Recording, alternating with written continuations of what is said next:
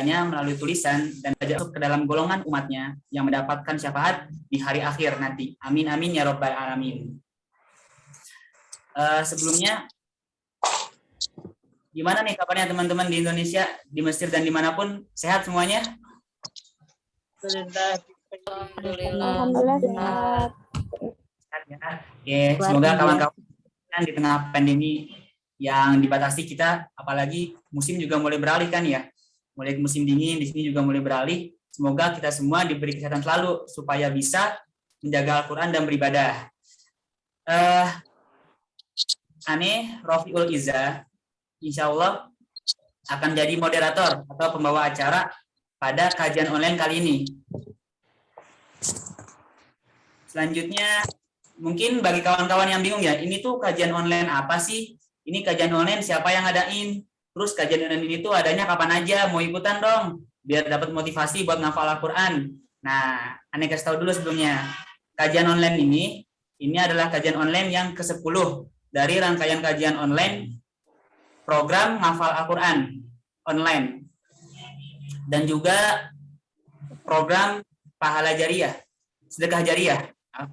Jadi bagi kawan-kawan nih, misalnya ada yang mau setoran, atau mau nambah hafalan, atau mau misalnya nguatin hafalan nih, udah 30 juz, atau udah 5 juz, itu bisa, seandainya kalian nggak punya tempat setoran, bisa setoran online, lewat kakak-kakak pembina nanti.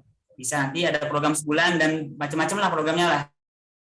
Dan atau bagi kalian, kawan-kawan sekalian yang misalnya mau sedekah nih, ada kelebihan uang, atau pengen menyisihkan uangnya untuk kawan-kawan yang menghafal. Misalnya ada kawan-kawan, misalnya kalian pengen ngasih uang buat yang para penghafal Quran, tapi nggak tahu mau kemana. Nah, ini bisa juga ke kita ini. Nanti disalurkan ke para penghafal Al-Quran untuk beri juz amma dan sebagainya. Program ini sendiri udah berlangsung sejak bulan Mei 2019, berarti udah 1,5 tahun. Dan semoga terus berlangsung dan istiqomah sampai akhirnya nanti. Oke.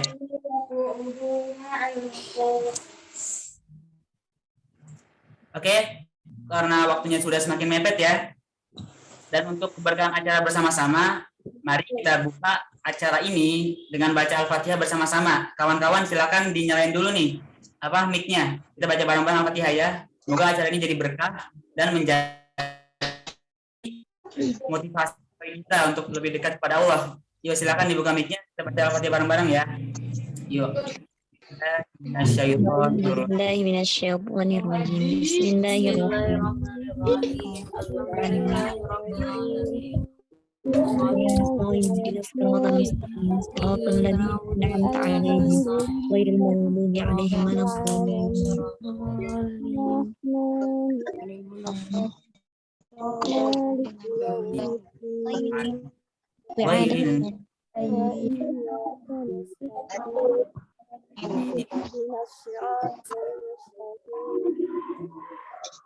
Yes.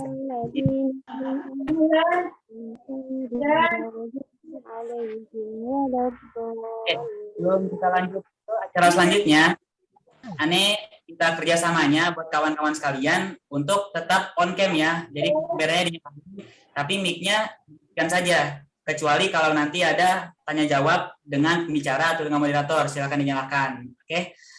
Nah, beranjak ke acara selanjutnya sebelum mulai materi ya.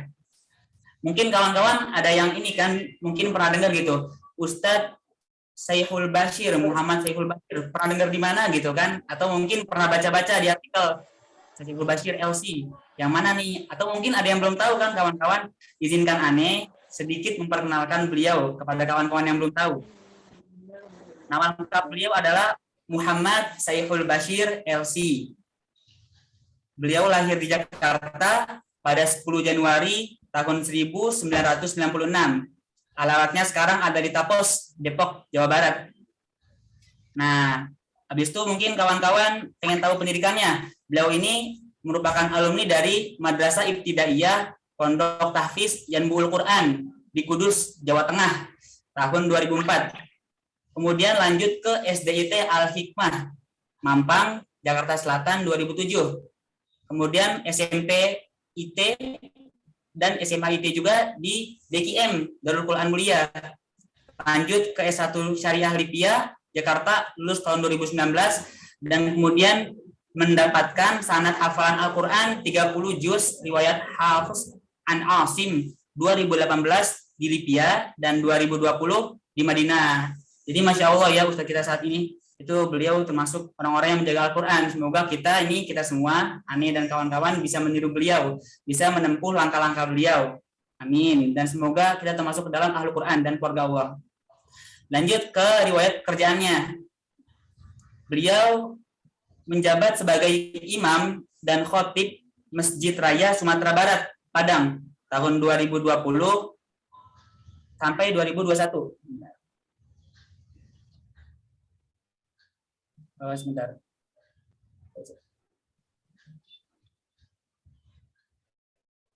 Suara saya kedengeran? Ya. Iya, Ustadz. Oke. Kalau putus-putus silakan sampaikan aja ya. Lanjut, kemudian beliau menjadi musyrik halaqah tajwid bersanad di LTQ Muyasaroh Depok dari 2017 sampai sekarang. Kemudian menjadi mukri halaqah sanad ijazatul Quran di Sekolah Tinggi Ilmu Usuluddin di DKM juga, Darul Quran Mulia, dari 2019 sampai sekarang. Kemudian menjadi koordinator musyrifin nasional Rumah Quran Cahaya Semesta di Depok dari 2020 sampai sekarang. Kemudian juga menjabat sebagai voice over aplikasi belajar tajwid Learn Quran Depok 2016 sampai sekarang. Menjadi penulis di penerbit Kuantagara Media. Kemudian menjadi pengisi kuliah Ulumul Quran Quran Foundation EQV Depok dari 2020 sampai sekarang. Masya Allah ya. Kemudian apa nih aktivitas beliau, kegiatan beliau saat ini? Beliau saat ini sedang menghafal matan Qiraah Sab'ah Asyatibiyah dan menyetorkannya secara mulazamah daring dengan Duktur Syekh Abdullah Ajarullah di Masjid Nabawi. Wah, Masya Allah ya. Jadi beliau ini masih talaki, meskipun udah punya sanad, masih tetap menuntut ilmu, langsung mulazamah ke Dr. Abdullah Ajarullah di Masjid Nabawi, bersamaan dengan mengambil sanad hafalan riwayat Hafiz an Asim min Thariq Thayyibah kepada beliau dan menulis buku. Jadi buat kawan-kawan yang mau beli buku beliau, ahlan nih, judulnya Kun Najman bil Quran. Bisa dibeli ya kawan-kawan ya, barangkali mau mendalami tentang Al-Quran, pengen tahu motivasinya apa aja. Oke.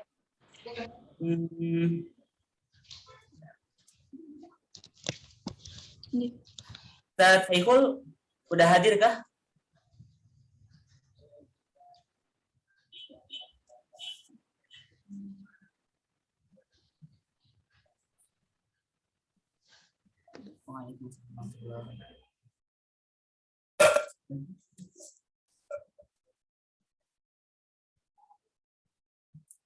Oke, kita tunggu Ustaz Saiful dulu ya kawan-kawan.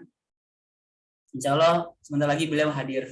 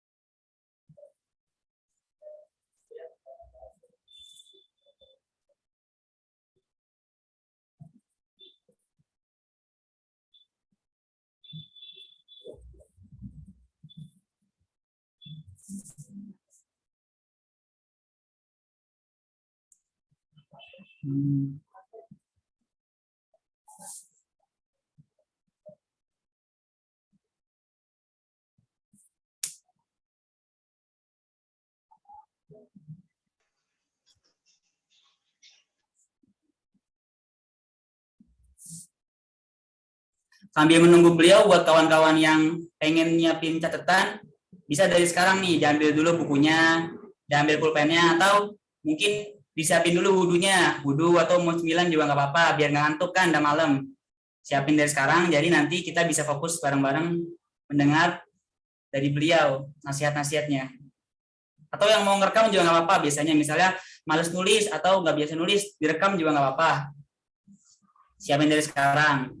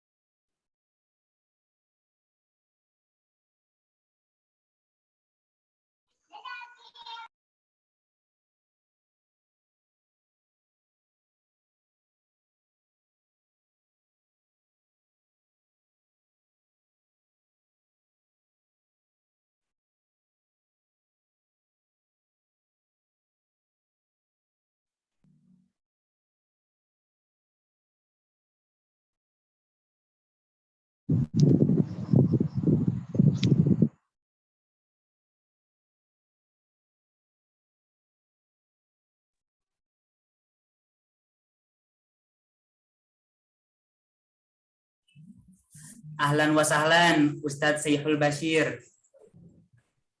Ahlan bikum. Marhaban. Gimana kabarnya Ustadz? Sehat Ustadz? Alhamdulillah, Damang. Sehat-sehat. Alhamdulillah sehat. Semoga sehat selalu ya, dan keluarga juga lebih kesehatan juga. Amin, amin. Ya Rabbal Alamin. Jazakumullah khairan. Oke, kawan-kawan, Ustadz Saiful udah bersama kita. Silakan yang lagi beranjak kembali ke posisi masing-masing. Tweetnya dan mari bersama-sama kita simak video. Mari kita mulai kajian ini dengan bacaan basmalah bersama-sama. Bismillahirrahmanirrahim. Silakan Ustaz. Hanya waktu dan tempat. Bismillahirrahmanirrahim. Assalamualaikum warahmatullahi wabarakatuh. Waalaikumsalam. Alhamdulillahi rabbil alamin. Hamdan katsiran tayyiban mubarakan fihi kama yuhibbu rabbuna wa yardah. Alhamdulillahi hamdan katsiran kama yuwafi ni'amahu wa yukafi'u mazidah. Rabbana lakal hamdu wa lakal syukru. كما ينبغي لجلال وجهه الكريم ولعظيم سلطانه سبحانك اللهم لا علم لنا إلا ما علمتنا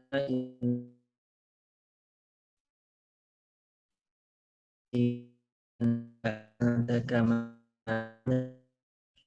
فلك لا ترضى ولك الحمد إذا رضيت ولك الحمد بعد الرضا اللهم فصل وسلم وزد وبارك وانعم على حبيبنا وشفيعنا وقرة أعيننا محمد صلى الله عليه وسلم وعلى آله وأصحابه أفضل الصلاة وأتم التسليم. Hayakumullahu jami'an, selamat datang. Senang bisa berjumpa dengan kawan-kawan dari kajian, jadi peserta kajian Quran WhatsApp online ya, atau kajian online dari grup WhatsApp. Ya, apapun itu, saya senang sekali bisa berjumpa, bermuajahah, meski baru bisa menyapa teman-teman semua, rekan-rekan semua, para pendengar, Bapak Ibu yang Allah muliakan, satis guru-guru, meski belum bisa menyapa lewat layar ya, Zoom. Semoga bermuajahnya kita majelis ini tidak mengurangi keberkahan dan tidak mengurangi niat serta tujuan yang ingin kita gapai. Apa sebenarnya keberkahan yang kita cari? Apa sebenarnya tujuan yang kita cari? Apa sebenarnya niat yang harus kita gunakan ketika kita hadir di majelis-majelis semacam ini? Hadirin dan hadirat dimanapun berada, saya diberi amanah untuk sekedar sharing begini, sekedar berbagi dengan teman-teman semua dan para pendengar seputar apa sebenarnya pesan-pesan yang harus selalu dijaga, apa sebenarnya kode etiknya, kalau bisa kita sebutkan kode etik, hal-hal yang mesti selalu diperhatikan, hal-hal yang mesti selalu dijaga dan didekap oleh para penghafal Al-Quran Karim. Namun sebelum saya kemudian menyampaikan apa sebenarnya hal-hal yang perlu diperhatikan, yang mesti diperhatikan, yang harus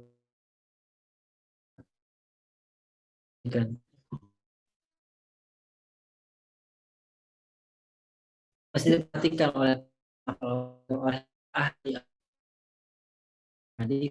yang sama-sama sudah sering dari kita sudah menghafalnya.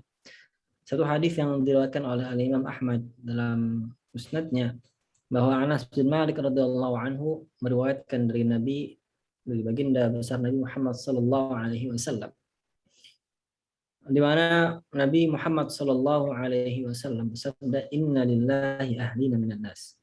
Sesungguhnya Allah Subhanahu wa taala memiliki keluarga dari manusia. Faqila man hum ya Rasulullah? Maka para sahabat bertanya kepada Rasulullah, siapa mereka wahai utusan Allah? Siapa mereka wahai Nabi Allah? Siapa mereka orang yang diberi gelar kemuliaan itu? Diberi jabatan sehebat itu? Diberi derajat setinggi itu? Karena di dalam Al-Qur'anul Karim Allah Subhanahu wa taala menafikan bahwa Allah itu punya anak atau diperanak. Betul apa betul? Qul huwallahu ahad, Allahus samad, lam yalid wa lam yulad wa lam yakul lahu kufuwan ahad. Allah itu tidak beranak dan juga tidak diperanak. Maka di Al-Qur'an hampir sepertiga atau sebagian besar dari Al-Qur'an menafikan bahwa Allah itu diperanak atau punya anak. Allah Subhanahu wa taala tidak punya keluarga secara hakiki. Tapi secara majazi, secara metafor, Rasulullah SAW menggambarkan bahwa Allah itu punya keluarga. Ingat ya, secara metafor, secara majazi saja. Secara kiasan. Jangan memahami bahwa ketika Rasulullah SAW bersabda, "Inna lillahi ahlina minan nas." Sebenarnya Allah itu punya keluarga dari manusia. Bukan berarti kemudian ada anak-anak yang lahir, na'udzubillah min dzalika, ta'ala Allah amma yaquluna 'uluwan kabira, enggak mungkin seperti itu. Tapi jangan sampai ada pikiran seperti itu. Maka makna ini adalah makna kiasan, makna majazi, makna metafor. Kiasan buat siapa? Buat mereka yang kata Nabi SAW, ahlul Quran. Mereka adalah ahlul Quran, ahli Al-Quran. Hum ahlullahi wa khassatuh. Ahli Al-Quran adalah mereka yang punya derajat yang sangat tinggi hingga mereka digelari, diberi gelar, diberi derajat. Mereka adalah keluarganya Allah dan orang-orang yang dikhususkan oleh Allah. Ahlullahi wa khassatuh. Siapa sebenarnya ahlullah? Siapa sebenarnya ahli Al-Quran? Apakah ahli Al-Quran? Apakah ahlullah ini adalah mereka yang pandai baca Al-Quran dengan suara yang indah, dengan makam-makam yang hari ini tersebar di antara kita, di tengah-tengah kita. Makam Bayati, makam Hijazi, makam Sikkah, makam Nahawan, makam Rast. Apakah ahli Al-Quran itu adalah yang mampu membaca Al-Quran dengan riwayat yang banyak, dengan qiraat yang ada? Riwayat Syu'bah an Asim, riwayat Hafiz an Asim, riwayat Warash an Nafi, riwayat Qalun an Nafi, riwayat Susi dari Abi Amr dan seterusnya. Apakah mereka ini disebut dengan ahli Al-Quran? Apakah ahli Al-Quran ini adalah mereka yang mampu menghafal Al-Quran 30 juz. Dari juz 1 sampai 30. Dari surah Al-Fatihah sampai surah An-Nas. Lalu kemudian mampu membacanya tanpa membuka mushaf. Alias hafalannya mulus. Selancar jalan tol. Yang nggak ada hambatan. Apakah mereka ini, orang-orang ini yang kemudian disebut, digelari oleh Rasulullah SAW. Para ulama kemudian mencoba membatasi, mencoba menaruh, meletakkan batasan-batasan di mana siapa sebenarnya orang itu disebut ahli Al-Quran. Apakah mereka yang demikian, yang pandai suaranya, yang tahu tangga-tangga lagu ketika ngaji, yang hafalannya bagus, yang menang lomba, ya kan, yang punya follower banyak, yang kemudian share bacaan bagusnya itu ke media sosial, apakah mereka? Ternyata bukan. Ternyata bukan. Menurut para ulama dan antara Imam Ibnu Qayyim menukil dari Imam Ibnu Taimiyah rahimahumallahu taala rahmatan wasi'atan, ternyata yang disebut dengan ahli Al-Qur'an dan mereka kemudian punya gelar ahlullahi wa khassatuh adalah mereka yang mengamalkan isi Al-Qur'anul Karim. Mereka yang mengamalkan isi Al-Qur'anul Karim. Ini diambil, disarikan dari mana? Makna ini, pembatasan ini, definisi ini diambil ketika para ulama membaca tafsiran Ibnu Abbas. Ketika membaca Allah Subhanahu wa taala di surah Al-Baqarah yang ayatnya saya lupa nomornya. Tapi lafaznya seperti ini di surah Al-Baqarah juz 1. Alladzina atainahumul kitaba yatlunahu haqqa tilawatihi ulaika yu'minuna bihi wa man yakfur bihi faulaika humul khasirun. Alladzina atainahumul kitaba yatlunahu haqqa tilawah. Orang-orang yang telah kami karuniakan kepada mereka Alkitab, yaitu Al-Quran, yatlunahu haqqa tilawatihi. Mereka membaca Al-Quran, mentilawahi Al-Quran dengan haqqut tilawah. Kata Ibnu Abbas, yang dimaksud dengan haqqut tilawah adalah yang mengamalkan isinya, yang mengamalkan kandungan atau isi daripada Al-Quranul Karim. Terlepas dari apakah mereka sudah hafal sebagian kecilnya, sebagian besarnya, atau hafal semuanya. Terlepas apakah dia belum hafal sama sekali. Atau terlepas apakah dia pandai qiraatnya, pandai baca riwayat-riwayatnya, pandai melantunkannya dengan tangga-tangga lagu yang dia kuasai. Orang disebut sebagai ahli Al-Quran ketika dia mampu mengamalkan isi kandungan Al-Quran ini dalam kehidupan sehari-hari. Dan bentuk pengamalan dari isi kandungan Al-Quranul Karim ini amat banyak. Amat banyak. Termasuk dari mengamalkan isi kandungan Al-Quranul Karim adalah dengan menjadikan Al-Quran sebagai wirid harian. Yang pertama, menjadikan Al-Quran sebagai wirid harian.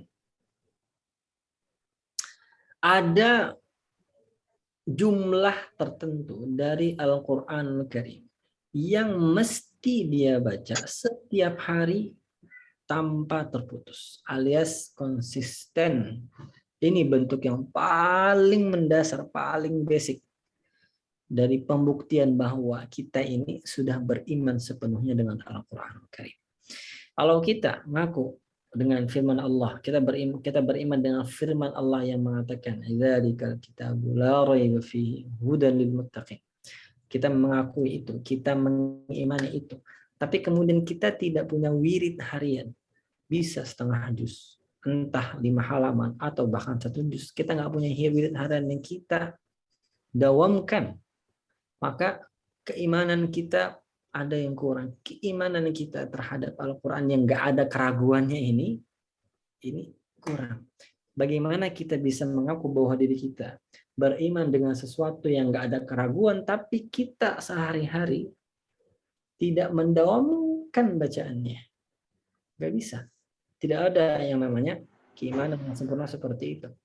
Keimanan yang sempurna kepada satu hal yang kita nggak ada ragu terhadapnya, seharusnya membuat kita semakin hari, setiap pekan, setiap bulan itu nggak terputus ngajinya. Untuk paling mendasar, yatlunahu haqqa tilawah, yatlunahu haqqut tilawah. Dalam surah Fatir juga disebutkan innal ladzina yatluna kitaballahi wa aqamus salata wa anfaqu mimma razaqnahum sirran wa alaniyatan yarjuna tijaratan lan tabur. Sesungguhnya orang-orang yang membaca ayat-ayat Allah kemudian mereka menegakkan salat wajib maupun yang sunnah, kemudian membaca di dalam salat-salat mereka apa yang mereka sudah hafalkan, kemudian mereka berinfak wa an mimma razaqnahum kondisi sirran dalam kesendirian tidak melihat wa alaniyah ataupun dalam kondisi banyak orang yang melihat. Mereka adalah orang-orang yang mengharap ya satu perniagaan yang tidak ada ruginya, yang nggak akan pernah merugi. Bagaimana mereka akan merugi sedangkan Nabi Shallallahu Alaihi Wasallam bersabda, man qara harfan min kitabillahi falahu bihi hasanah wal hasanatu bi asyri amsalihha la aqulu alif lam mim harfun walakin alifun harfun wa lamun harfun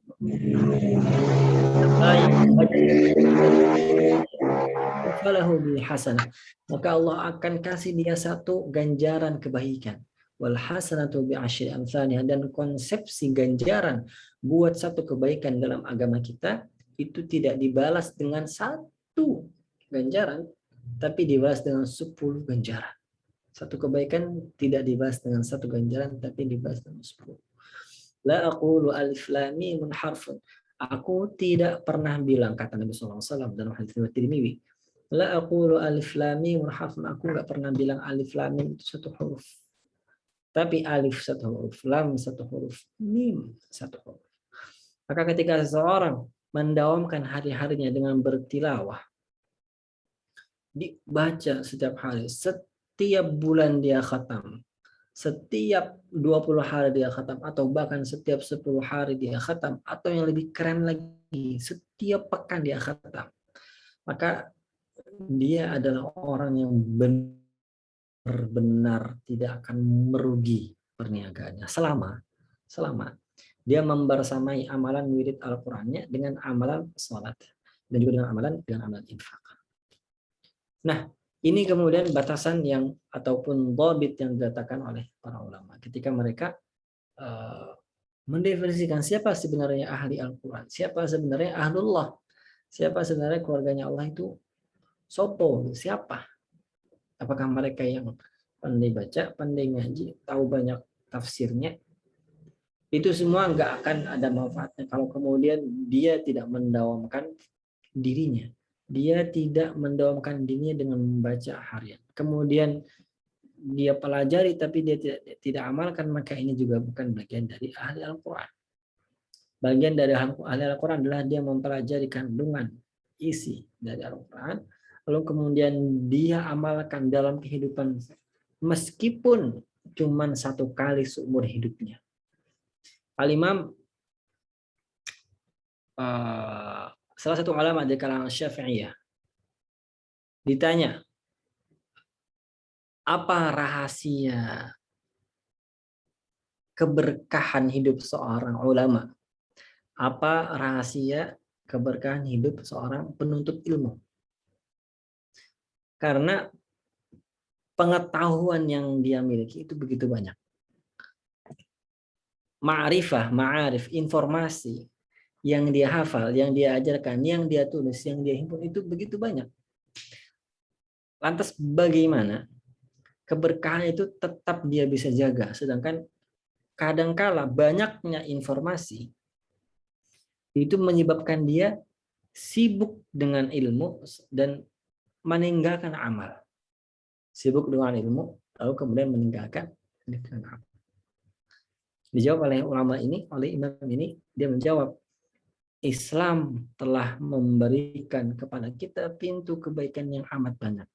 Yahdi man ittaba'a ridwanahu subulas salam. Ada banyak sekali pintu-pintu keselamatan. Artinya amalan-amalan itu begitu banyak, fadail amal itu banyak sekali. Dan itu semua diajarkan kepada kita dan bentuk dari fadlullah al-wasi'. Bentuk dari kemuliaan Allah Subhanahu wa taala yang amat luas. Bagaimana? Kata Imam, ini harus kita kerjakan dalam seumur hidup kita. Semua amal-amal itu meskipun hanya satu kali saja seumur hidup. Satu kali saja seumur hidup. Satu kali. Pintu surga itu ada berapa, kawan-kawan? Pintu surga itu ada 8. Pintu surga itu ada 8. Kalau pintu neraka itu ada 7. Pintu surga itu mutajawirah. Ya, menurut penafsiran yang umum, pintu surga itu ada 8 dan mereka jumlah pintu-pintu surga itu bersamping-sampingan. Berbeda dengan pintu neraka. Pintu neraka itu 7. Dia bukan samping-samping tapi level bentuknya dari atas ke bawah. Tapi kalau surga itu pintunya nyamping-nyamping dari kanan ke kiri, ada 8. Ada pintu buat ahli surga. Ada pintu buat ahli puasa, ada pintu buat ahli tahajud, ada pintu buat ahli infak, ada pintu buat ahli Quran, ada pintu buat penyantun anak yatim dan seterusnya. Nah, sedangkan kita cuma satu, kita mau pilih masuk mana? Dan Islam memperbolehkan itu. Kita bisa dan boleh masuk pintu mana saja, 8 pintu itu. Selama kita memiliki syarat, punya tiketnya.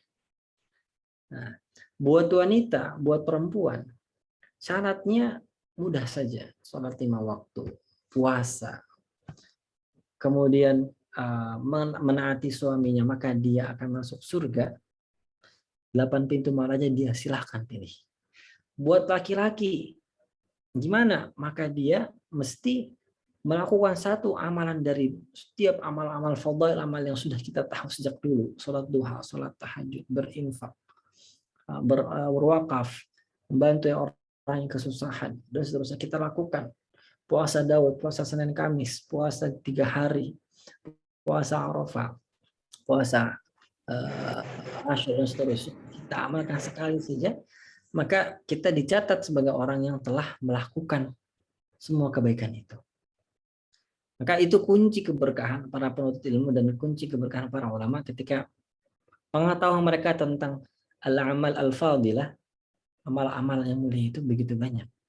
Dilakukan hanya satu kali saja. Setelah banyaknya amal itu, maka kita cari satu yang emang kita passion, sangat kita kuat di situ. Nah, itu kemudian kunci keberkahan ulama dan kunci keberkahan para penuntut ilmu yang selanjutnya. Maka kemudian para ulama itu punya amal-amal tertentu yang khusus yang dia telatenin setiap hari sampai dia tua, sampai kemudian dia wafat, sampai dia satu momen wafat. Nah, maka kita kembali kepada pertanyaan di awal, siapa sebenarnya ahli Al-Quran dan kemudian apa sebenarnya goal dan tujuan yang kita cari dengan menjadi ahli Al-Quran, menjadi ahlullah itu. Kawan-kawan Allah muliakan, seringkali kita menemukan kesulitan ketika kita ingin istiqomah. Pasti nanti pertanyaannya banyak pertanyaan seputar ini. Bagaimana cara istiqomah, bagaimana cara continue, bagaimana cara konsisten dalam hafal, dalam murajaah, ya, dalam tilawah. Teman-teman yang Allah muliakan, rekan-rekan, ustaz dan ustazah yang Allah muliakan, pendengar yang berada, istiqomah adalah amalan yang bersumbernya ada di hati. Kekuatan hati kita akan menambah kekuatan jasmani kita ketika kita ingin istiqomah. Seberapa besar kekuatan yang kita himpun di dalam hati, seberapa besar tersambungnya kita atau seberapa kuat tersambungnya kita dengan tali Allah Subhanahu wa taala, maka sebesar itu pula kekuatan yang bisa kita keluarkan untuk istiqomah dalam melakukan amal ibadah apapun. Dalam melakukan amal ibadah apapun. Allah Subhanahu wa taala berfirman di surah di surah Hud 12. Fastaqim kama umirta wa man taba ma'aka wa la tatghaw innahu bima ta'maluna basir. Ayat ini menurut satu riwayat yang riwayatnya dhaif, riwayatnya lemah. Rasulullah SAW bersabda, "Syayyabatni Hudun wa akhawatuha." Ayat ini di surah Hud ini telah membuatku beruban. Syayyabatni Hudun wa akhawatuha. Ayat-ayat ini itu telah membuat kepalaku itu beruban. Karena apa? Karena bunyi ayat ini itu tentang istiqomah. Fastaqim kama umirta wa man taba ma'aka wa la tatghaw innahu bima ta'maluna basir. Wa la tarkanu ila alladhina zalamu fatamassakumun nar wa ma lakum min dunillahi min awliya'a thumma la tunsarun. Wa aqimis salata tarafayn nahari wa zulafan minal laili innal hasanati yudhibna sayyi'at. Saya lupa nomor ayatnya. Ya, karena memang saya nggak menghafal nomor ayat. Silakan teman-teman panitia kalau ada yang tahu bisa dicantumkan nanti biar teman-teman bisa ambil faedah. Ayat ini yang kata Nabi SAW menurut sebuah riwayat yang lemah. Ini membuat Nabi SAW itu berubah karena ayatnya bicara tentang istiqamah. Perintah tentang istiqamah, fastaqim. Artinya apa? Artinya Nabi Muhammad SAW saja yang sudah ma'sum, terjamin dari dosa, terjamin dari azab, dia sudah aman, beliau sudah aman. Baginda besar kita Nabi Muhammad SAW. Ya sekarang kita lagi bulan Maulid nih teman-teman ya. Sebentar lagi kita memperingati zikra ihtifal Maulid Nabi Sallallahu Alaihi Wasallam. Itu saja masih kesusahan atau masih merasa terbebani ya, merasa terbebani dengan perintah istiqomah, apalagi kita. Maka apa sebenarnya kunci keberhasilan kita setelah mengetahui bahwa istiqomah itu sumbernya ada di hati? Yang pertama yang mesti kita perhatikan adalah tentang sihatun niyah, tentang beresnya niat. Barusan maghrib tadi Al-Fakir saya habis setoran sebelum maghrib tadi saya setoran oleh kepada salah satu guru, kepada guru saya Dr. Syekh Abdullah Al-Jarullah. Beliau mengingatkan saya tentang sihatun niyah. Sihatun niyah. Benarnya niat. Benarnya niat. Apapun amalan kita, mau itu dalam bentuk ucapan ataupun tindakan, semua akan menjadi worthy, akan menjadi berharga, menjadi mulia kalau ada niat yang benar di situ. Akan menjadi kuat kalau ada niat yang kuat di situ. Akan menjadi berharga kalau ada niat yang berharga di situ. Akan menjadi hebat kalau ada niat yang hebat di situ. Akan menjadi continue kalau ada niat yang continue di situ. Akan menjadi amalan yang ad-daim al-baqi kalau ada niat yang ad-daim dan al-baqi. Amalan ad-daim al-baqi adalah amalan yang selalu continue, nggak pernah terputus, kekal. Kalau ada niat yang ad-daim dan al-baqi, yang continue dan juga kekal. Nah, ini pertanyaan. Zat apakah atau zat siapa yang ad-daim al-baqi, yang besar, yang hebat, yang luar biasa? Kalau bukan Allah Subhanahu wa taala.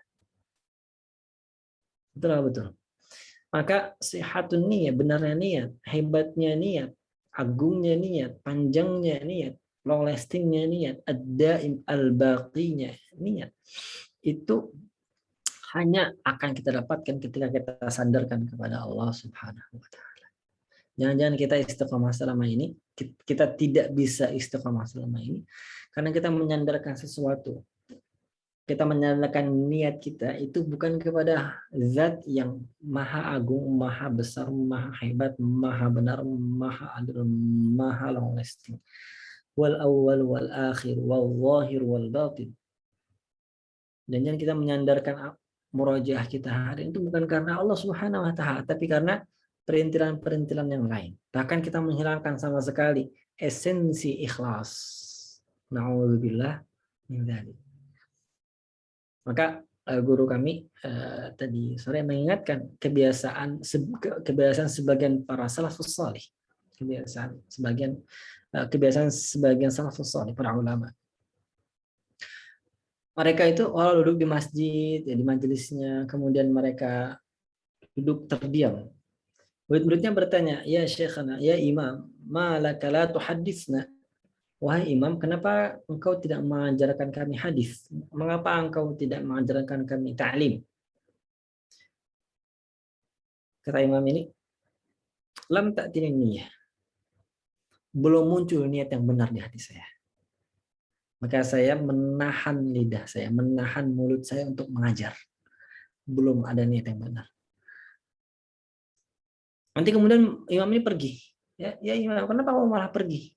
Ya dari tadi belum ada niat yang benar.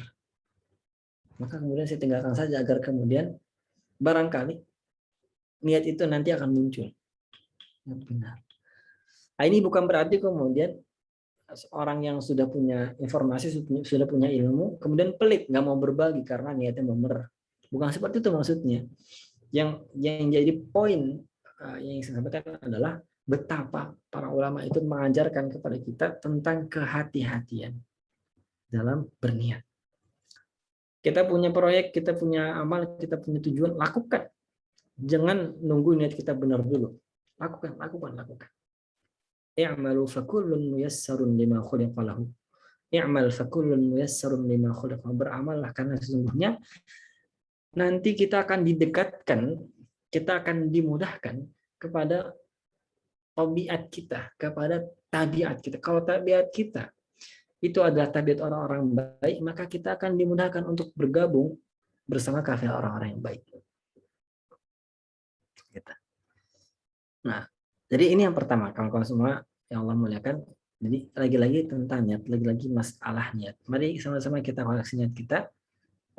Jangan pernah merasa sudah ikhlas, jangan pernah merasa sudah ikhlas.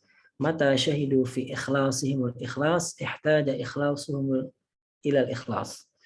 Mata syahidu fi ikhlasihimul ikhlas, ihtaja ikhlasuhum ilal ikhlas.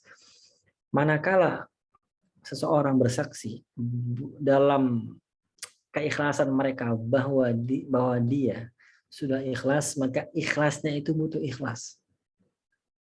Nah, ini makom yang sangat tinggi ya, makom para aulia ini ya. Mata syahidu fi ikhlasihimul ikhlas, ihtaja ikhlasuhum ilal ikhlas. Maka kebiasaan para ulama, orang saleh adalah mereka sehari itu minimal mengoreksi 40 kali hati mereka. 40 kali mereka koreksi. Ini niat saya ngaji udah benar belum? Satu ayat udah benar belum untuk Allah? Satu ayat saya ulang udah benar belum? Satu hadis yang saya pelajari sudah benar belum untuk Allah Subhanahu wa taala? Satu faidah dakwah yang saya share di Storygram, di WhatsApp, ya, di grup-grup WhatsApp udah lillah taala. Dikoreksi terus 40 kali minimal. Kalau orang munafik dia 40 hari nggak berubah niatnya. Nggak pernah ngoreksi. 40 hari dia merasa ikhlas saja. Itu orang munafik. Tanda orang munafik ya, bukan munafik, tanda, salah satu tanda orang munafik. Karena dia merasa ini sudah cukup, gitu ya. Tidak pernah melakukan introspeksi ke dalam sanubari terdalamnya. Yang kedua, agar kemudian kita bisa istiqomah jalani program kita bersama Al-Quran, hidup kita bersama Al-Quran, al-aisyu ma'al Quran, atau dalam bahasa yang lebih populer, al-hayatu fi dhilalil Quran, hidup di bawah naungan Al-Quran. Jalani itu dengan bahagia, teman-teman. Jalani dengan bahagia, jangan stres. Jalani dengan bahagia. Maksudnya gimana? Maksud dari menjalani hidup dengan Al-Quran dengan bahagia itu bukan berarti kita berleha-leha. Bukan berarti kita santai-santai. Ini buat teman-teman yang mungkin hadir sekarang masih jadi santri ini ya, atau masih fokus di rumah Quran atau lembaga Quran atau di pesantren-pesantren Quran. Jangan memaknai apa yang saya sampaikan malam hari ini itu dengan kemudian bersantai-santai. Menghafal Al-Quran dengan riang gitu. Bukan berarti kemudian berleha-leha bersantai-santai, menunda-nunda. Justru leha-leha, santai-santai, nunda-nunda ini adalah kebiasaan. Kebiasaan siapa? Kebiasaan orang-orang yang gagal. Yang saya maksudkan dengan menghafal Al-Quran dalam bahagia adalah kita menghafal Al-Quran sebagaimana Allah Subhanahu wa taala perintahkan di Al-Quran. Ya ayuhan nasu qad ja'atkum mau'izatun min rabbikum wa shifaa'un lima fis suduri wa hudan wa rahmatun lil mu'minin. Qul bi fadlillahi wa bi rahmatihi fabidzalika falyafrahu huwa khairum mimma yajma'un. Wahai manusia semuanya, qad ja'atkum mau'izah, telah datang kepada kalian satu nasihat, mau'izah min rabbikum, langsung dari Tuhan kalian. Wa shifaa'un lima fis sudur, dan dia adalah obat buat penyakit-penyakit yang mengumpul dan menggumpal di dada. Wa hudan wa rahmatul lil mu'minin, dan dia adalah petunjuk sekaligus rahmat buat orang-orang beriman. Qul bifadlillah, katakan hai Muhammad dengan karunia Allah ini, bifadlillah wa birahmatihi, dengan keberadaan kamu hai Muhammad. Tafsirkan oleh para ulama, wa birahmatihi di situ adalah wujud Muhammad, adanya Nabi Muhammad SAW. Fabidzalika falyafrah, kalian bergembira, senang, jangan stres, jangan merasa tertekan. Salah satu tanda bahwa teman-teman itu stres ketika menghafal adalah memikirkan kapan selesai setoran hafalan. Itu aja yang dipikirin. Sehingga apa? Nggak pernah murojaah, nggak pernah ngulang hafalan, nggak pernah memperdalam atau memperkaya tadabbur. Dikejar setoran, nggak pernah murojaah. Termasuk musyrifnya sendiri nggak pernah sadar, nggak pernah notice. Ini satu hal yang saya kira sangat tidak bijaksana. Sangat tidak bijaksana. Mesti kita benahi teman-teman, rekan-rekan semua, khususnya para muhafidz, muhafidhat, musyrifin, musyrifat. Jangan beri tekanan terlalu payah kepada santri, kepada murid, kepada para qari, kepada para penuntut ilmu.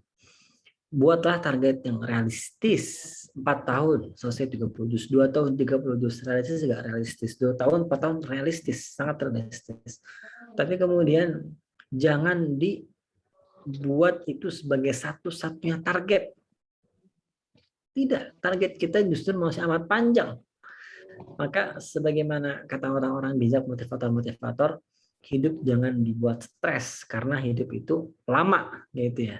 Hidup ini lama kita jalani, walaupun pada hakikatnya kita sudah tua, tiba-tiba kita sudah punya anak, tiba-tiba kita sudah menikah, punya cucu dan seterusnya. Jadi hidup ini singkat. Maka jalanlah dengan bahagia. Begitu pula al-hayatu fi dhilal Qur'ani ni'matun la ya'rifuha illa man dzaqa. Hidup di bawah naungan Al-Qur'an adalah satu nikmat yang tidak pernah akan bisa diketahui kecuali memang oleh orang yang sudah mencicipinya. Siapa orang yang mencicipinya? Yang memang berjuang sungguh-sungguh dengan Al-Qur'an. Mereka berjuangnya itu dengan bahagia. Karena mereka tahu yang menanti mereka, yang menanti di balik tangis mereka, yang menanti di balik keluh kesah mereka, peluh keringat mereka, yang menanti di balik bengkaknya kaki mereka di malam hari karena terbangun untuk mengulang hafalan di salat tahajud. Yang akan menanti itu apa? Surganya Allah Subhanahu wa taala. Yang menanti itu apa? Syafaat buat kedua orang tua. Yang menanti itu apa? Derajat yang nggak akan ada habisnya, yang nggak ada batasnya nanti bersama Rasulullah SAW, ketinggian bersama Rasulullah SAW di surga kelak. Maka falyafrahu, berbahagia, santai, tenang, yang penting pasti. Saat waktunya sungguh-sungguh. Saat waktunya serius. Jangan dibalik. Sungguh-sungguh, serius main-main. Nanti giliran main-main, dia serius, dia ngaji. Nah, ini namanya zalim, ini namanya aniaya. Buat siapa? Buat diri Anda sendiri. Kapan dirasakannya? Kapan akibat dari aniaya terhadap diri sendiri ini akan terasa efeknya? Bukan sekarang, bukan hari ini, tapi nanti 4 tahun lagi ketika orang lain sudah pada wisuda, Anda masih belum wisuda.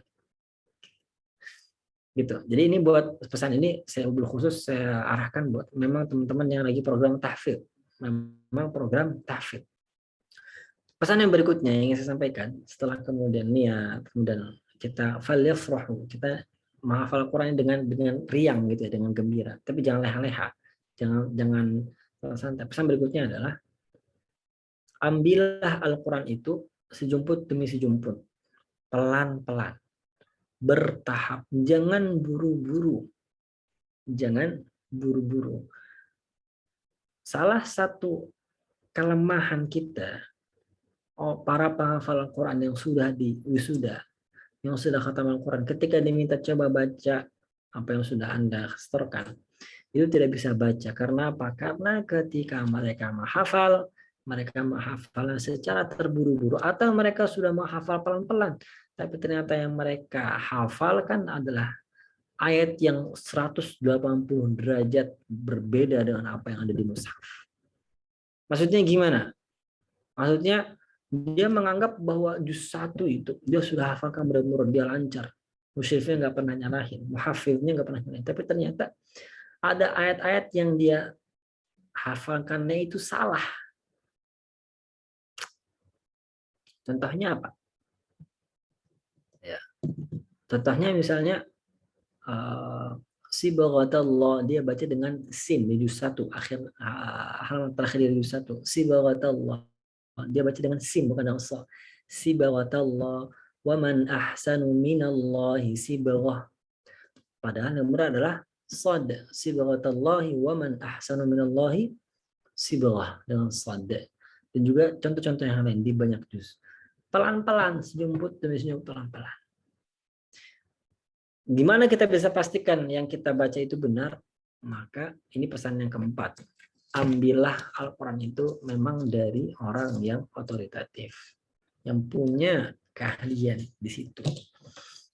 Jangan belajar tahsin kepada ustadz, mohon maaf, kepada musyrik, mohon maaf, yang belum pernah dibenarkan secara 100% tahsinnya. Jangan mestorkan hafalan kepada orang yang belum pernah menghafal. Jangan melancarkan hafalan kepada ustaz musyrif yang belum lancar hafalannya. Jadi begitu ya batasannya ya teman-teman rekan-rekan. Bukan berarti saya melarang untuk Anda menjadi guru Quran, tidak. Tapi jadilah guru Quran. Ajarkan Al-Quran kepada siapapun sesuai dengan level atau kemampuan yang kita miliki. Gitu. Termasuk nanti ini akan berpengaruh kepada kualitas hafalan. Allah Subhanahu wa taala itu bilang di Al-Qur'an, la tuharrik bihi lisanaka lita'jala bihi inna 'alaina jam'ahu wa qur'ana. Jangan kamu buru-buru gerakan lidahmu terlalu cepat. Agar apa? Agar kamu bisa menghafal semuanya. Inna 'alaina jam'ahu wa qur'ana. Tugas kami hai Muhammad yang mengumpulkan Al-Quran itu dan bacakan Al-Quran itu lalu kami simpan di dadamu. Di ayat yang lain, wala ta'jal bil Qur'ani min qabli an yuqda ilaika wahyu. Jangan kamu tergesa-gesa ketika Al-Quran itu dibacakan, diwahyukan kepadamu dan dia belum selesai, kamu komat-kamit. Nabi Muhammad SAW manusia yang paling sempurna secara khalqiyah dan khuluqiyah. Karakteristik beliau itu sempurna. Begitu juga parasnya beliau juga sempurna. Kepintaran beliau juga pasti sangat sempurna. Dilarang oleh Allah Subhanahu wa taala. Meski demikian tetap dilarang oleh Allah Subhanahu wa taala untuk terburu-buru menghafal. Apalagi kita yang serba kurang, yang banyak aibnya, yang banyak sekali cacatnya. Jangan sampai kita sok-sok cepat-cepat menghafalin. Cepat menghafal itu anugerah, tapi cepat-cepat menghafal itu datangnya dari setan. Itu mungkin beberapa poin yang ingin saya sharingkan pada malam hari yang berbahagia ini. Semoga pesan-pesan ini lebih tajam tertuju kepada saya sebelum tertuju kepada rekan-rekan semuanya. Al-'afwu minkum aqulu ma tasma'un billahi fi sabilil haqq fastabiqul khairat la'allakum tuflihun. Wassalamualaikum warahmatullahi wabarakatuh. Waalaikumsalam. Oke, terima kasih kepada Saiful Bashir atas nasihatnya ya. Tadi kawan-kawan juga udah pada menyimak tentunya kan. Banyak sekali istifadah yang bisa kita ambil dari beliau. Contohnya tadi beliau bilang kita bisa menjadi bagian dari keluarga Allah. Nggak harus hafal 30 juz, bahkan kawan-kawan yang saat ini masih baru mulai pun jangan pesimis. Kita bisa mulai dengan membiasakan diri kita dengan wirid harian dengan Al-Quran. Kemudian kita juga istiqomah dari hati kita. Kemudian dimulai dengan niat yang benar, jalani dengan bahagia, dan juga hafal Al-Quran itu pelan-pelan. Demikian apa-apa yang beliau sampaikan. Oke, selanjutnya kita ada sesi tanya jawab. Tapi sesi tanya jawab ini cuma menyediakan 2 pertanyaan saja. Jadi buat kawan-kawan yang punya pertanyaan, silakan ditulis di chatnya. Nanti Anda bacakan ke Ustaz Saiful. Begitu. Nggak masalah kan Ustaz? 2 pertanyaan? Nggak masalah. Fadal, silakan. Silakan kawan-kawan yang mau bertanya, silakan diketik.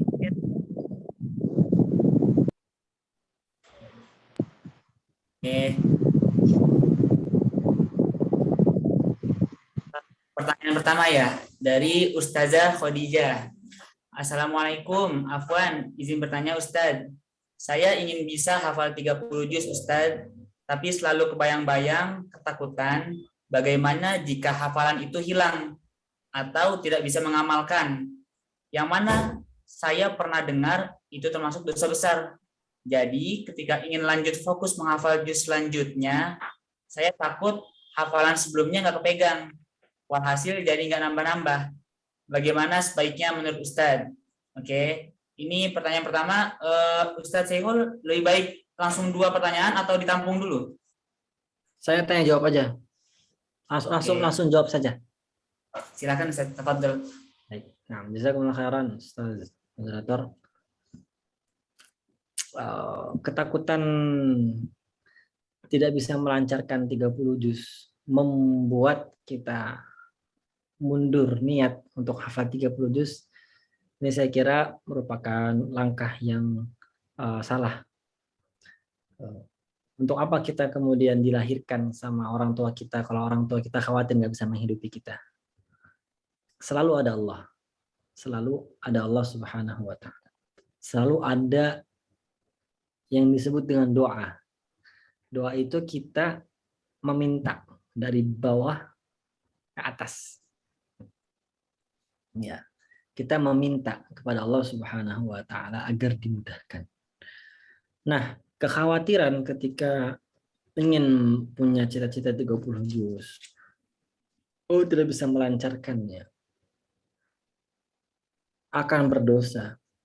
Ini jika kita sudah hafal 30 juz atau Anda atau kita semuanya menghafal 30 juz lalu kita lupakan secara sengaja. Kita lupakan secara sengaja. Ini baru dosa. Termasuk dosa yang besar. Ada sebuah riwayat yang menyatakan hal tersebut ada. Di Al-Qur'an ada juga di surah Al-Kahfi ya, juz 15. وَمَنْ أَظْلَمُ مِمَّنْ ذُكِّرَ بِآيَاتِ رَبِّهِ ثُمَّ أَعْرَضَ عَنْهَا وَنَسِيَ مَا قَدَّمَتْ يَدَاهُ. Siapa yang lebih zalim, yang lebih aniaya daripada orang-orang yang telah kami karuniakan, kami ingatkan, kami bacakan kepada mereka dengan ayat-ayat kami, dengan ayat-ayat Allah Subhanahu wa Ta'ala. Thumma a'rada anha, kemudian dia berpaling secara sengaja. Nah, ini dosanya buat mereka yang seperti ini. Adapun mereka yang hafal 30 juz, sudah khatam, kemudian dia istiqomah terus murajaah setiap hari tapi nggak lancar-lancar, maka dia nggak berdosa. Dia sudah melakukan apa yang sudah jadi kewajibannya. Kewajibannya dia apa? Menghafalkan, melancarkan, menghafalkan, melancarkan, menghafalkan, melancarkan. Yang jadi bagian Allah apa? Kasih dia lancar 30 juz atau enggak, itu yang jadi bagian Allah. Itu bagian dari ikhtisas. Bagian dari kekhususan. Yakhtassu bi rahmatihi may yasha'u wallahu dzul fadlil azim. Allah mengkhususkan rahmatnya kepada siapa yang dia kehendaki. Yang dia kehendaki itu siapa? Tentu bukan orang yang diam saja. Yang dia kehendaki, Allah kehendaki adalah pilihan Allah dari mereka yang bersungguh-sungguh, berusaha, berupaya, berdoa, beristihad, bermujahadah, bersungguh-sungguh. Jadi silakan hafalkan 30 juz, jangan takut nggak lancar. Lancarkan saja. Mau Anda nggak lancar, mau Anda tidak lancar, selama Anda tidak berhenti menghafal dan berhenti mengulang, insya Allah Anda tidak berdosa. Wallahu a'lam bishawab. Oke. Demikian jawaban dari Ustadz Saiful Bashir ya. Bahwasanya kawan-kawan yang ingin menghafal 30 juz Jangan khawatir atau jangan takut untuk nantinya nggak bisa mengamalkan atau nggak bisa merojaah. Insya Allah selama kita istiqomah dan punya niat kuat, kita bisa. Oke, selanjutnya satu pertanyaan lagi ya. Karena mohon maaf kawan-kawan ya, karena waktunya kurang memadai, jadi Ane pilih satu pertanyaan lagi yang sekiranya bisa mewakili pertanyaan kawan-kawan. Jadi seandainya kawan-kawan yang lain ada yang belum kebagian nanya, mungkin di lain kesempatan ya. Oke Ustadz, ini ada satu pertanyaan terakhir dari Hanifah Al-Faizah. Assalamualaikum Ustadz, izin bertanya, bagaimana mengatur waktu antara menghafal, murojaah, tilawah, dan tadabbur? Oke, ini juga termasuk pertanyaan yang masyhur nih. Silakan Ustadz, tafadhol. Ya, mengatur waktu ini kembali kepada seberapa pintar kita manage waktu. Orang yang pandai mengatur waktu, insya Allah akan pandai mengatur hidup. Orang yang pandai mengatur hidup, insya Allah akan mudah hidupnya ya, akan mudah, akan enak menjalani hidupnya. Kalau jika Anda bertanya kepada saya akan menjawab waktu terbaik untuk menambah hafalan adalah di malam hari. Adalah di malam hari. Waktu untuk memastikan hafalan yang kita hafalkan di malam hari itu kuat, itu di subuh hari. Waktu untuk tilawah ada di siang hari. Waktu untuk mengulang hafalan yang sudah pernah kita hafal di waktu yang lampau itu di sore hari. Waktu untuk tadabbur, waktu maghrib. Waktu maghrib. Atau di sela-sela waktu belajar atau waktu kesibukan di pagi hari. Jadi gitu. Jadi anggap saja waktu kita ini ada 5 bagian. Karena sholat itu kan ada berapa waktu? Ada 5 waktu, betul kan? Sholat wajib itu ada 5 waktu. Ada subuh, ada zuhur, ada asar, ada maghrib, ada isya. Maka karena Allah berkehendak demikian, sholat itu ada 5 jumlahnya. Dan dibagi ke 5 waktu. Waqimis salata tarafain nahari wa zulafan minal laili innal hasanati yudhibna sayyi'at. Tadi. Maka ya bagi saja agenda kita tilawah di satu waktu sholat, setelah waktu sholat, atau sebelum waktu sholat. Bisa di waktu subuh. Kemudian agenda menghafal kita di sholat berikutnya. Agenda tadabbur kita di sholat berikutnya. Agenda mengulang hafalan di sholat berikutnya. Dan agenda untuk menyebarkan isinya di sholat yang berikutnya. Karena kewajiban kita itu selama mengimani Al-Quran itu ada 5. Ada membacanya, ada menghafalnya, ada memahami isinya, ada mengamalkan isinya, dan ada mengajarkan isinya. Jadi membaca, menghafalkan, memahami, mengamalkan, dan mengajarkan. Bagi itu ke 5 waktu sholat. Insya Allah Allah mudahkan. Allah besar. Oke, syukuran Ustaz Saiful Bashir. Ya, jadi tentunya kita harus bisa ya memanage waktu kita. Kalau tadi kata beliau itu dengan 5 waktu tadi diwaktukan, dan kemudian juga 5M tadi antara membaca, menghafal, mengamalkan, dan seterusnya itu disamaratakan. Oke, mungkin Ustaz Saiful terakhir sebagai closing statement, barangkali ada yang mau disampaikan, silakan. Ya. Terakhir ya, sebagai closing statement saya ingin berpesan buat saya sendiri dan juga buat teman-teman semuanya. Jangan mudah tertipu, teman-teman. Jangan mudah tertipu oleh diri kita sendiri ataupun orang lain. Dengan nikmat yang Allah Subhanahu wa taala limpahkan kepada kita, dan juga nikmat yang Allah Subhanahu wa taala karuniakan kepada orang lain, jangan mudah tertipu. Ini semua adalah ujian. Anda hafal Quran itu ujian. Anda tidak hafal Quran itu adalah ujian. Tapi yang perlu lebih diperhatikan adalah jangan sampai penghafalan Quran yang sudah diberi karunia Allah kesempatan waktu untuk menghafal, nikmat untuk melancarkan, dan karunia berupa lancarnya hafalan, lalu iri melihat mereka yang diberikan nikmat harta, nikmat jabatan, nikmat dunia, Karena Allah bilang di surah Al-Hijr, وَلَقَدْ آتَيْنَاكَ سَبْعًا مِنَ الْمَثَانِي وَالْقُرْآنَ الْعَظِيمِ لَا تَمُدَّنَّ عَيْنَيْكَ إِلَى مَا مَتَّعْنَا بِهِ أَزْوَاجًا مِنْهُمْ وَلَا تَحْزَنْ عَلَيْهِمْ وَاخْفِضْ جَنَاحَكَ لِلْمُؤْمِنِينَ. Dan sungguh telah kami karuniakan kepada Muhammad sab'an minal Masani, 7 ayat Al-Quran yang diulang-ulang, yaitu Al-Fatihah wal Quran al-Azim, dan surah-surah yang lain Al-Quran al-Azim yang mengikuti turunnya Al-Fatihah. La tamuddanna 'ainaika ila ma matta'na bihi azwajan minhum. Jangan kamu kemudian terlalu memanjangkan angan-anganmu kepada nikmat yang telah kami karuniakan kepada orang-orang yang diberikan nikmat duniawi, gemerlap dunia. Wala tahzan 'alaihim. Jangan sedih kalau kamu nggak punya itu. Kamu punya Al-Quran, kamu punya hafalan Al-Quran, kamu punya Al-Fatihah, kamu punya hafalan Al-Quran yang lain. Waqfid janahaka lil mu'minin, dan keep tawadhu', tetap merendahkan dirimu di tengah-tengah orang-orang beriman. Wal'afu minkum wallahu walit taufiq.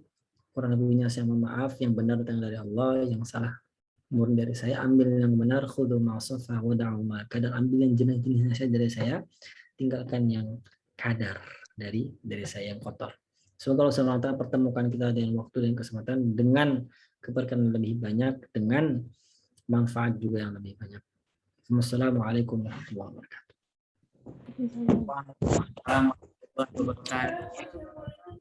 Oke, kawan-kawan, demikian penyampaian dari Ustaz Syekhul Bashir. Semoga kita termasuk orang-orang yang bisa istiqomah ya. Dan saya pribadi Ustaz dengan kawan-kawan ini mohon doa dari antum supaya kami ini nggak lalai dengan nikmat dunia dan nggak lalai dengan hafalan kami Ustaz ya. Amin. Terakhir untuk kawan-kawan, barangkali ada yang tadi mencatat atau mungkin mendengar nasihat dari Ustaz Syekhul ini yang berkesan di hati gitu, atau wah ini mantep banget nih, keren banget, boleh banget nih kawan-kawan kalau misalnya mau di-share, dibikin feed di Instagram atau status di WhatsApp, status di Instagram, sekalian juga nge-tag juga Instagram Ngafal Quran via WhatsApp. Supaya apa? Supaya kawan-kawan kita yang nggak hadir atau kawan-kawan kita yang mungkin sinyalnya lagi bermasalah gitu, mereka bisa mendapat juga faidah istifadah dari Ustadz Syekhul Bashir ini. Oke, demikian rangkaian acara kita telah berakhir. Mari kita tutup acara kita kali ini dengan bacaan hamdalah dan kafaratul majlis. Alhamdulillahirabbil alamin, subhanakallahumma hamdika asyhadu an la ilaha illa anta astaghfiruka wa atubu ilaik.